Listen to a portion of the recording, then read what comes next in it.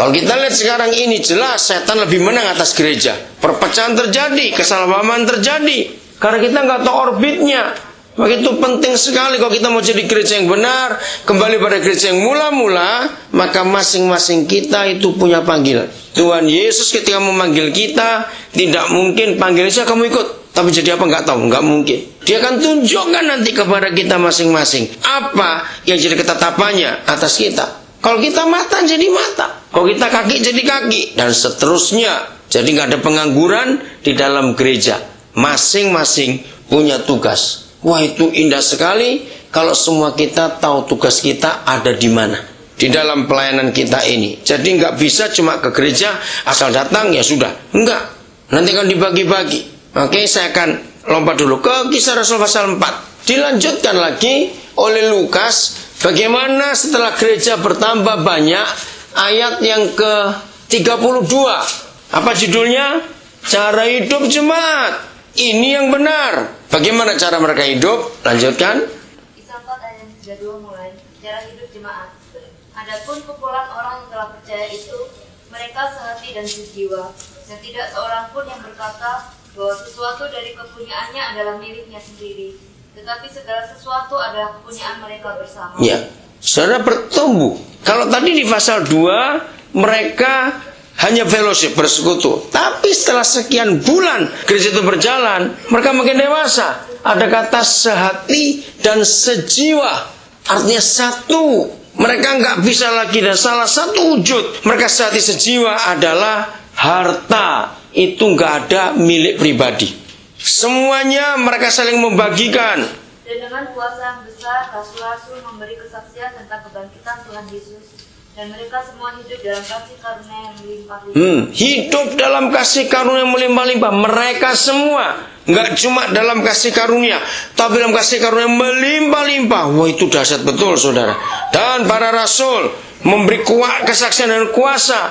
Karena apa? Gereja kompak, sehati. Hasilnya itu nggak main-main. Nggak ada yang merasa lebih berat, nggak ada yang merasa lebih ringan dalam tugas. Karena semuanya tahu bagiannya. Coba lihat anggota tubuh kita. Secara logika, yang paling capek itu kaki dan mulut. Betul nggak kalau dipikir? Sudah ngomong terus, mana mulut merasa capek? Walaupun dia ngomong terus. Bagi yang cerewet itu, lihat. Betul? Mana kaki pernah ngomel? Seberat apa, segemuk apa badan orang itu? Dia nggak pernah ngomel. Karena tahu fungsinya sama-sama. Oke, lanjutkan. Sebab tidak ada seorang pun yang berkepentingan di antara mereka. Ya. Karena semua orang yang mempunyai tanah atau rumah menjual kepunyaannya itu, dan hasil penjualan itu mereka bawa, dan mereka letakkan di depan kaki rasul-rasul, lalu dibagi-bagikan kepada setiap orang sesuai dengan keperluannya. Ya, konteksnya tetap sesuai dengan keperluannya. Jadi kalau ada yang punya rumah lebih, ada yang punya tanah lebih, kalau dipakai, mereka jual. Mereka bagi pada yang kekurangan, sesuai keperluannya. Nah, Karl Marx lagi sekali saya ambil contoh, dia memakai ayat ini. Dia waktu itu menyatakan, jadi Karl Marx itu orang Kristen, betul. Karena dia pakai Kisah Rasul 2 dan Kisah Rasul 4. Maka itu karena dipakai betul-betul oleh komunis, maka mereka bisa dalam waktu 70 tahun saja sepertiga dunia ikut mereka. Karena mereka pakai sungguh-sungguh 2 pasal itu, pasal 2 dan pasal 4. Itu pun cuma 11 ayat kalau saya hitung. Tapi bisa begitu hebat. Sekarang masih ada sisa. Apalagi setelah ekonomi hancur ini, komunis ini bangkit lagi nih. Karena mereka menyatakan kembali aja pada sistem komunis. Apalagi dengan RRC begitu hebat, dunia melihat ternyata sistem kapitalis itu hancur. Tapi komunis. Nah, ini tanda-tanda bahwa Alkitab itu benar. Katakan amin, saudara. Bukan komunisnya yang benar, tapi prinsip Alkitab itu. Karena nggak ada yang merasa lebih, nggak ada yang merasa kurang. Semuanya hidup dalam kasih karunia yang melimpah-limpah, sehingga nggak ada satupun yang kekurangan. Tapi cukup. Nggak harus lebih. Bisa berkata cukup. Itu hebat sekali. Untuk berbicara kepada gereja yang mula-mula. Ini hari-hari kalau saudara buka internet, baca berita, ini pengajaran komunis bangkit lagi. Karena kapitalisnya sudah kalah. Sudah jelas salah kapitalis ini. Dan ini hasilnya. Maka itu lihat sekarang ini. Dalam ekonomi seperti ini, saudara kaget nggak? Orang miskin nggak pernah rasa ini penderitaan. Tapi masa yang ini orang kaya yang setengah mati. Betul tidak? Yang miskin nggak ada rasa apa-apa. Coba semua kita di sini cuma pegawai aja, nggak bingung. Tapi yang punya uang banyak bisa bunuh diri, itu bisa gila itu. Dalam sekian menit langsung habis kekayaannya.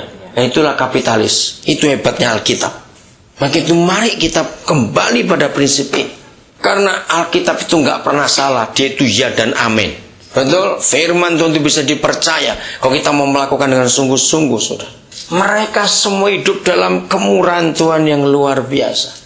Saya minta nanti habis ini kita diskusi, walaupun nggak terlalu lama.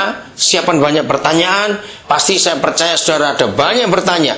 Lalu bagaimana bentuknya? Oke, nanti saya akan jawab. Bagian terakhir, Yakobus 5:16. Saya akan hubungkan ini. Apa dampak yang terbesar kalau gereja itu kembali kepada pola Alkitab? Woi, dampaknya itu hebat, saudara. Saya percaya Alkitab saudara yang kalau bacanya cuma biasa saja, yang dicoreti pasti bagian B. Pasti sampai kata doa orang yang benar.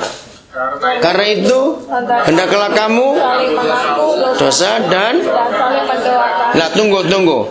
Sehingga kamu menjadi benar. Jangan ada kata sembuh dulu kok kita mau pakai kata itu. Supaya kamu menjadi benar. Lanjutkan, maka doa orang yang benar. Terus bila dengan yakin didoakan besar kuasanya. Nah, karena ada kata sembuh di kata terakhir di kalimat bagian A, maka kita nggak pernah nyambung sampai selesai. Doa orang benar, karena itu sembuh. Ya jelas beda sembuh dengan benar. Tapi kalau kita pakai bahasa Inggris misalnya, kata sembuh itu recover. Recover itu katanya pulih. Kita jadi benar juga. Kalau pakai kata itu kita ngerti. Dan memang seharusnya orang sembuh itu bukan cuma sembuh dari sakit, tapi pulih secara roh, jiwa, dan tubuh. Kita dibebaskan dari dosa, maka kita jadi benar. Nah, saudara, dengarkan kalimat ini. Saya mau tunjukkan kebenaran ini. Ternyata ada sekian puluh persen masalah yang kita hadapi itu bukan papa di surga yang menyelesaikannya, tapi harus gereja. Coba dengarkan ini, saya ulangi lagi. Saya sampai hari ini saya belum pernah baca buku apapun. Saya mendapatkan rahasia ini dari tahun 70-an yang lalu. Ternyata ada sekian puluh persen masalah yang kita hadapi tidak bisa Tuhan selesaikan. Loh, masa Tuhan bisa selesaikan? Dari mana saya tahu ini? Karena setiap kali saya melihat ada orang yang doa, yang sudah doa puasa, doa ini, doa itu, kok nggak ditolong Tuhan? Kenapa? Nah, ternyata rahasianya adalah sebagian besar masalah itu diselesaikan oleh gereja, bukan oleh Tuhan. Bagaimana cara menyelesaikan? Bagaimana doa itu akan jadi benar? Kita jadi orang yang luar biasa. Kembalikan lagi ke Kisah 2 dan Kisah 4 tadi. Bayangkan kalau kita hidup dalam gereja yang benar, nggak ada masalah, nggak selesai. Semuanya hidup dalam kasih karunia yang melimpah-limpah, betul tidak? Nah, mari kita lihat teliti Yakobus 5:16 itu. Ternyata untuk bisa menjadi orang benar, syaratnya cuma 2. Bukan doa puasa 40 hari kali 10 kali mati. Bukan harus baca Alkitab sehari 14 pasal, doa bagi jam 4 3 bulan. Enggak, semuanya itu tidak. Untuk menjadi orang benar cuma ada 2 syarat. 1, hendaklah kamu saling mengaku dosamu. Dan yang kedua, saling mendoakan. 99% kalau saya hitung, kita lebih gampang mengaku dosa kepada Tuhan daripada kepada saudara kita. Kenapa yuk? Malu, bukan malu. Tuhan nggak pernah mulut bocor, mulut kita bocor, itu aja sudah masalahnya. Betul?